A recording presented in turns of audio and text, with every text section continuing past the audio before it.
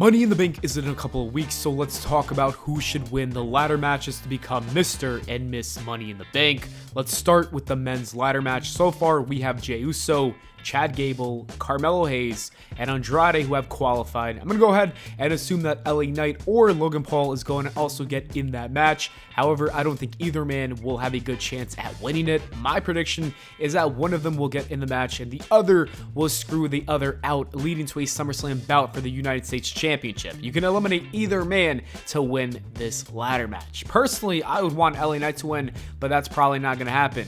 But anyways, as for the last person, I think it's going to be Ilya Dragunov. Something tells me that Sheamus and Drew McIntyre will cost each other the match in the Triple Threat qualifying match. That'll lead to a singles match between them, and this could even lead to a bonus match for Money in the Bank. Okay, now let's start the process of elimination. This is actually tough because you can make a case for any of these other men winning the contract. Andrade might have the least likely chance though. He just doesn't have as much momentum as the other guys in my opinion. So I'm saying he's off the list of potential people who could win the Money in the Bank briefcase. Carmelo Hayes has a good chance because WWE does see a bright future for him. However, I think he's going to have to wait just a little bit longer to see that future unfold. And the same thing really applies to Ilya Dragunov. These guys are the future, but they might have to wait just a little bit longer, and there's nothing wrong with that. They will win one day, and it'll be great, but for now, it's just not happening.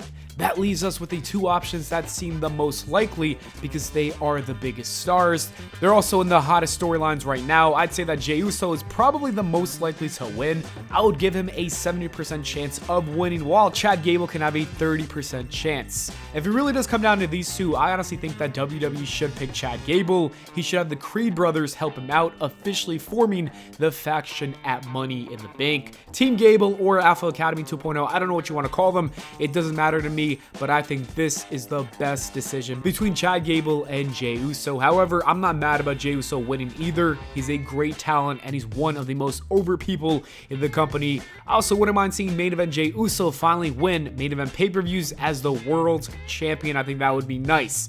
I'm honestly impressed with this year's Money in the Bank lineup because honestly, I'd be happy with anyone who wins. But for now, I'm going to go ahead and say that it's going to be Jey Uso, with Chad Gable being the dark horse of the match.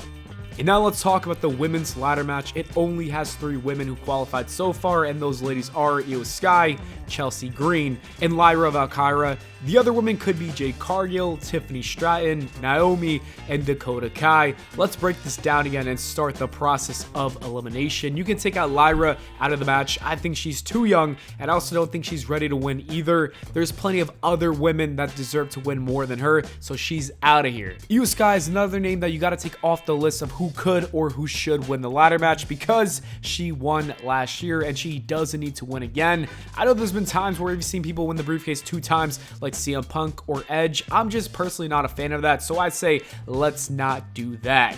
Jade Cargill shouldn't even be in the match in my opinion. We've seen that she botches sometimes and she isn't 100% ready honestly to be in that ring, so it could lead to her looking bad in that ladder match if she does botch. I feel like it might be a bad idea to put her in this match that not only could make her look bad, but it also could be dangerous for her or the other women. WWE would essentially be putting her in a position where she could get seriously injured or injure other women, and that is not a safe decision, so I say get her out of here. Just look at Logan Paul last year, who wasn't ready to be in a Money in the Bank match. He almost suffered a career-ending injury. Thankfully he didn't, but you can't make the same mistake with Jade, so therefore Jade should stay out of this. And now with the last 4 ladies, I'd give Naomi a 4% chance. It's low, but you never know. She could win it. It could shock everyone, but it's not likely because like I said earlier about the men's Money in the Bank ladder match, she doesn't have momentum, and if you don't have momentum, you're most likely not going to win.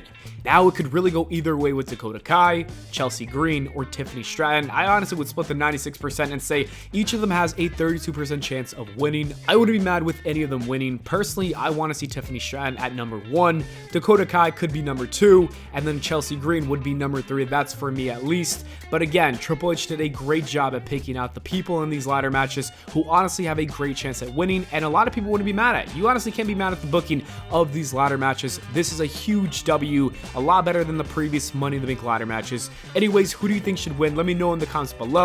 Thank you for watching. That is it for the video. I hope y'all enjoyed. If you did, please make sure to leave a like and subscribe for more, and I'll see you all in the next video.